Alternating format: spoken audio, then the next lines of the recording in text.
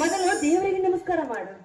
ಅತ್ತಿಗೆ ಪ್ರತ್ಯಕ್ಷ ದೇವಿಯ ನನ್ನ ಎದುರು ನಿಂತು BA ಪಾಸ್ ಆದಿಯಾ ಕಂದ ಎಂದು ಕೇಳುತ್ತಿರುವಾಗ ಆ ಕಟ್ಟು ಹಾಕಿಸಿದ ಹಾಳೆಯ ಗೊಂಬೆಯಲ್ಲಿ ಏನಿದೆ ಅಮ್ಮ ಆಶೀರ್ವದಿಸುವ ಶಕ್ತಿ? ಆಶೀರ್ವಾದ ಮಾತು ಮಾಡಮ್ಮ ತಾಯಿ. ಏನು ಪ್ರಭಾಕರ, ಕಟ್ಟಿ ಹಾಕಿಸಿದ ಆಳ ಗೊಂಬೆ ಆದರೆ ಅದನ್ನು ನಾವು ನಂಬಿದರೆ ಪೂಜಿಸಿಂದ ಭಕ್ತಿಯಿಂದ ಶಕ್ತಿಯಿಂದ ಕೊಡಬಲ್ಲವೇ ನಮ್ಮ ಮಲ್ಲಿಕಾರ್ಜುನ. ಅಂದ ಹಾಗೆ ನಾನು ನಿನ್ನಂತ ಮನುಷ್ಯನಲ್ಲವೇನು? ಅತ್ತಿಗೆ ಆ ದೇವಿಯೇ ಸಾಕ್ಷಾತ್ ಬಂದಂತೆ ಆಯ್ತು. ಅತ್ತಿಗೆ ನೀನು ನನ್ನಂತೆ ಮನುಷ್ಯರು ನಿಜ, ಆದರೆ ದೇವಿ ನಿಜ ರೂಪವೇ ದಾರಿ ಎರೆದು ಹುಟ್ಟಿಸಿ ನಮ್ಮ ಮನೆಗೆ ಕಳಿಸಿದ್ದಾನೆ ಆ ಬ್ರಹ್ಮ. ಕಲಾಕಾರನ ಕಾಲ್ಪನಿಕ ವಿಚಾರದಿಂದ ಬರೆದು ಕಟ್ಟು ಹಾಕಿಸಿ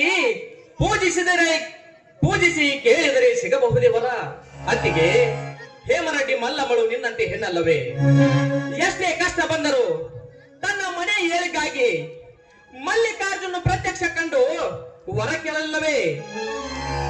ಈ ರೆಡ್ಡಿ ವಂಶಕ್ಕೆ ಎಂದಿಗೂ ಬಡತನ ಬರಬಾರದೆಂದು ಸೃಷ್ಟಿಕರ್ತನ ವರಪ್ರಸಾದನ ಹುಟ್ಟಿ ಬಂದಂತೆ ನಮ್ಮಂಥ ಬಡವರ ಮನೆಯನ್ನು ಉದ್ಧಾರ ಮಾಡಲು ಹುಟ್ಟಿ ಬಂದಂತ ಭಾಗ್ಯಲಕ್ಷ್ಮಿ ಅಮ್ಮ ನೀನು, ಭಾಗ್ಯಲಕ್ಷ್ಮಿ. ಪ್ರಭಾಕರ, ಹೆಣ್ಣಾಗಿ ಹುಟ್ಟಿದ ಬಂದೆ ಆ ಮಮತೆಯನ್ನು ತಾಯಿಯಾಗಿ ತೋರಿಸದಿದ್ರೆ ಹೇಗೆ ನಡೆಯುತ್ತಿದೆ?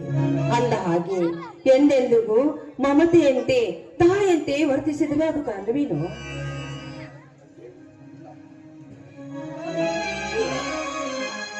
ಅಣ್ಣ ಬರ್ತಾ ಇದ್ದಾನಂತ ಕಾಣುತ್ತೆ. ಬಸವರಾಜ ಇನ್ನೂ ಬಂದಿಲ್ಲ ನೋಡಪ್ಪ.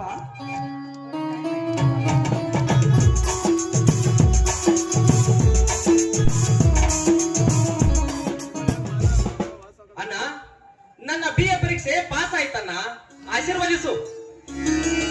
ಹೇಳು ಬಡಬಾಕ, ಆ ದೇವರು ನಿನಗೆ ಒಳ್ಳೆಯದನ್ನು ಮಾಡಲಿ ತಮ್ಮ. ನೋಡು, ನನ್ನ ತಮ್ಮ ತಹಶೀಲ್ದಾರ್ ಆಗಬೇಕು, ನಮ್ಮ ಬಡತನ ಕಡಿಮೆ ಆಗಬೇಕೆಂದು ನಾನು ಆ ದೇವರಲ್ಲಿ ಬೇಡಿಕೊಳ್ಳುತ್ತೇನೆ. ಅಷ್ಟೇ ಅಲ್ಲ, ನಿನಗೆ ನೌಕರಿ ದೊರೆತ ಮೇಲೆ ನನ್ನ ತಂಗಿಯ ಮದುವೆಯನ್ನು ಒಳ್ಳೆ ಭರ್ಜರಿ ಮಾಡಬೇಕೆಂದು ನಾನೊಂದು ಕನಸು ಕಾಣುತ್ತಿದ್ದೇನೋ, ಆ ನನ್ನ ಕನಸು ನನಸಾಗಲಿ ಎಂದು ಆ ಶ್ರೀ ಮಲ್ಲಿಕಾರ್ಜುನ ಕೈ ಮುಗಿದು ಬೇಡಿಕೊಳ್ಳುತ್ತೇನೆ ನನ್ನ ತಮ್ಮ. ಅಣ್ಣ, ನನ್ನ ಅಣ್ಣ ಅತ್ತಿಗೆ ನಮ್ಮ ಮನೆಯಲ್ಲಿ ದೇವರ ರೂಪ ತಾಳಿ ಹುಟ್ಟಿ ಬಂದ ಮೇಲೆ ನಿನ್ನ ವಾಣಿ ಸುಳ್ಳಾಗಬಹುದೇ ಅಣ್ಣ? ಅಣ್ಣ, ನನಗೆ ಬೇಗನೆ ನೌಕರಿ ದೊರೆತರೆ ನೀವು ಪಡುತ್ತಿರುವ ಕಷ್ಟ ದೂರ ಆಗಬಹುದಣ್ಣ, ದೂರ ಆಗಬಹುದು. ಅಣ್ಣ, ನೀವು ಪಡುತ್ತಿರುವ ಕಷ್ಟವನ್ನು ನೋಡಿದರೆ ನನ್ನ ಕರಳು ಕತ್ತರಿಸಿದಂತಾಗುತ್ತದೆ ಅಣ್ಣ, ಕತ್ತರಿಸಿದಂತಾಗುತ್ತದೆ. ಬಡವರಾಗಿ ಹುಟ್ಟಬಾರ್ದಾಗಿತ್ತಣ್ಣ ನಾವು. ಪ್ರಭಾಕರ, ನೀನು ಎಲ್ಲಿಯಾದರೂ ನೌಕರಿಗೆ ಅರ್ಜಿ ಹಾಕೋ, ನಿನಗೆ ನೌಕರಿ ಸಿಗುತ್ತದೆಯೋ ಆ ದೇವರು ನಿನಗೆ ಒಳ್ಳೆಯದನ್ನೇ ಮಾಡುತ್ತಾನೆಯೋ. ಅಣ್ಣ, ಇಲ್ಲಿವರೆಗೆ ಕಲಿತು BA ಪದವೀಧರನಾದೆ. ಇನ್ನು ಮುಂದೆ ನೌಕರಿ ದೊರಕಿಸಿಕೊಳ್ಳಬೇಕಾದರೆ ಕೇಳಿದಷ್ಟು ಹಣ ಕೊಟ್ಟಾಗ ಮಾತ್ರ ಸಿಗುತ್ತದನ್ನ ನೌಕರಿ. ನಮ್ಮಂತ ಬಡವರಿಗೆ ಹಣ ಎಲ್ಲಿಂದ ಬರ್ಬೇಕನ್ನ, ಎಲ್ಲಿಂದ ಬರ್ಬೇಕು? ಪ್ರಭಾಕರ, ನೀನೇನು ಚಿಂತೆ ಮಾಡ್ಲಿಕ್ಕೆ ಹೋಗಬೇಡಪ್ಪ. ನೀ ಹೇಳುವ ಮಾತು ಸತ್ಯವಿದೆ. ನಮ್ಮ ಭಾರತ ದೇಶದಲ್ಲಿ ಆಫೀಸಿನಲ್ಲಿ ಕಸ ಗೂಡಿಸಲು ಹಿಡಿದುಕೊಂಡು ಈ ದೇಶವನ್ನು ಆಳುವವನ ತನಕ ಲಂಚ ಲಂಚ ಲಂಚ ಎಂಬ ಭೂತ ಎತ್ತುತ್ತಿದೆಯೋ. ಆದರೆ ನಿನ್ನ ನೌಕರಿ ಸಲುವಾಗಿ ಎಲ್ಲಿಯಾದರೂ ಲಂಚ ಕೊಡುವ ಪ್ರಸಂಗ ಬಂದರೆ ನಮಗಿರುವ 4 ಎಕರೆ ಹೊಲ, ನಾವು ವಾಸಿಸುವ ಈ ಮನೆ ಎರಡನ್ನು ಮಾರಿ ಅಂಗಡಿ ಕೊಡ್ತೀವಿ. ಆಯ್ತು ಪ್ರಭಾಕರ. ಹೌದು ಮೈದನ, ನೋಡು, ನನಗೆ ಆಸ್ತಿಗಿಂತ ನಿನಗೆ ನೌಕರಿಯೇ ನಮಗೆ ಹೆಚ್ಚು.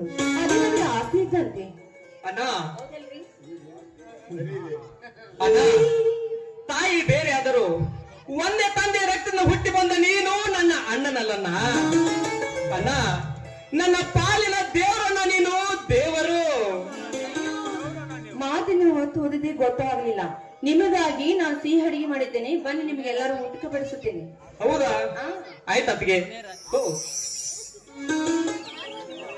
ಸಿಹಿ ಅಡಿಗೆ ಅಂದುಕೊಂಡೆ ನಮ್ಮ ತಂಗಿ ಎದ್ದು ಓಡಿ ಬರುತ್ತಾಳೆ ನೋಡಿ. ಇದೇನಿದು ಅದಕ್ಕೆ? ನಾನಿಲ್ಲದ ಸಮಯದಲ್ಲಿ ಸಿಹಿ ಅಡಿಗೆ ಮಾತಾಡ್ತಾ ಇದ್ದೀರಲ್ಲ, ಅಂತ ವಿಶೇಷ ಏನಿದೆ ಮನೆಯಲ್ಲಿ? ಶಕುಂತಲ, ನಿನ್ನ ಕೈ ಹಿಡಿಯುವ ಅಗರ್ಭ ಶ್ರೀಮಂತ ವರವನ್ನು ಹುಡುಕಿ ತಂದಿದ್ದಾನೆ ಅಣ್ಣ. ನನ್ನ ತಂಗಿ ಶ್ರೀಮಂತರ ಮನೆಯ ಮಡದಿಯಾಗುತ್ತಾಳೆಂದು ಅತ್ತಿಗೆಗೆ ನಾನೇ ಸಿಹಿ ಮಾಡಲು ಹೇಳಿದ್ದೆ. ಅಷ್ಟೇ ನೋಡು. ಆದಷ್ಟು ಬೇಗ ನಿನ್ನನ್ನ ಮದುವೆ ಮಾಡಿ ಮನೆಯಿಂದ ಹೊರಗಾಕಬೇಕಂತ ಮಾಡಿದ್ದೀವಿ. ಹೌದು ಹೌದು, ಅಷ್ಟೊಂದು ನಾನು ನಿನಗೆ ಭಾರವಾಗಿದ್ದೀನೇನು. ನೋಡು, ಮೊದಲು ನಿನ್ನ ಮದುವೆ, ಆಮೇಲೆ ನನ್ನ ಮದುವೆ. ಅಲ್ಲಿವರೆಗೂ ನಾನು ಮದುವೆ ಯಾವತ್ತೂ ಮಾಡ್ಕೊಳ್ಳಲ್ಲ. ನನ್ನ ವಿದ್ಯಾಭ್ಯಾಸ ಮುಗಿಬೇಕು, ಆಮೇಲೆ ಮದುವೆ ಮಾತು ಅಲ್ವೇನಕ್ಕೆ? ಮೊದಲು ನಿನ್ನ ಲಗ್ನವಾಗಬೇಕು, ಆಮೇಲೆ ನಿಮ್ಮ ಅಣ್ಣನವರು ಮದುವೆ ಮಾಡ್ಕೊಳ್ತಾರೆ ಅಂತ ಹೇಳ್ತಾ ಇದ್ದಾರೆ. ನೋಡು, ಮದುವೆ ಆದ ನಂತರ ನಿಮ್ಮ ಅಣ್ಣನವರು ಮದುವೆ ಮಾಡ್ಕೊಂತಾರೆ. ಆದ್ರೆ ಇವತ್ತು ಏನು ವಿಶೇಷ ಗೊತ್ತಾ? ಏನಕ್ಕೆ? ನಿಮ್ಮ ಅಣ್ಣನವರು BA ಫಲಿತಾಂಶ ಇದ್ದಿದ್ದು ಗೊತ್ತಿಲ್ಲವಾ? ಅಂದಾಗೆ ಫಸ್ಟ್ ಕ್ಲಾಸ್ ಅಲ್ಲಿ ಪಾಸ್ ಆಗಿದ್ದಾರೆ ನಿಮ್ಮ ಅಣ್ಣನವರು. ಹೌದಾ? ಫಸ್ಟ್ ಕ್ಲಾಸ್ ಅಲ್ಲಿ ಪಾಸ್ ಆಗಿದ್ದಾನ? ಅಣ್ಣ, ನನಗ್ ಮೊದ್ಲೇ ಚೆನ್ನಾಗಿ ಗೊತ್ತಿತ್ತು.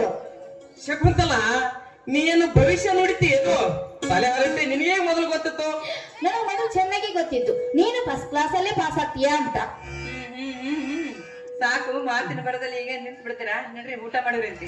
ಆಯ್ತು ಅತ್ತಿಗೆ, ನಡ್ರಿ, ಹಸುವಾಗಿದೆ ನನಗೆ. ಅದಕ್ಕೆ ಈ ಸಂತೋಷದಲ್ಲಿ ನಿಮ್ಮ ಬಾಯಿಂದ ಸಿಹಿಯಾದ ಒಂದು ಮುತ್ತಿನ ಹಾಡು ಹಾಡಬಾರ್ದ?